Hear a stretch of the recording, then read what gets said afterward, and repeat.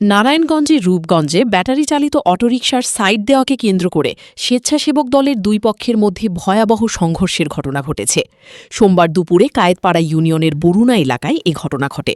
এতে পুরো এলাকা রণক্ষেত্রে পরিণত হয়। ভাঙচুর করা হয়েছে ঘরবাড়ি ও দোকানপাট, ঘটেছে গোলাগুলির ঘটনাও। এই সংঘর্ষে অন্তত ১৫ জন আহত হওয়ার খবর পাওয়া গেছে।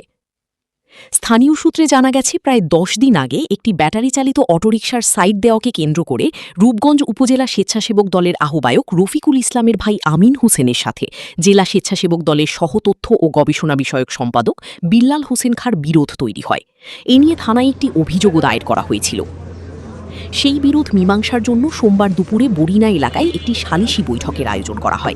কিন্তু আলোচনার এক পর্যায়ে উভয় পক্ষের নেতাকর্মীদের মধ্যে কথা কাটাকাটি শুরু হয়। মুহূর্তেই তা ধাওয়া পাল্টা ধাওয়া ও সংঘর্ষের রূপ নেয়। প্রত্যক্ষদর্শীরা জানান, সংঘর্ষ চলাকালে উভয় পক্ষই দেশীয় ও ধারালো অস্ত্র নিয়ে একে অপরের ওপর ঝাঁপিয়ে পড়ে। এ সময় বেশ কয়েকটি বাড়িঘর ও ব্যবসা প্রতিষ্ঠানে হামলা চালিয়ে ব্যাপক ভাঙচুর ও লুটপাট করা হয়। প্রত্যক্ষদর্শীদের দাবি, সংঘর্ষের সময় বেশ কয়েক রাউন্ড গোলাগুলির শব্দও শোনা গেছে। এতে সাধারণ মানুষের মধ্যে চরম আতঙ্ক ছড়িয়ে পড়ে। দিকবিদিক ছোটাছুটি শুরু করেন তারা।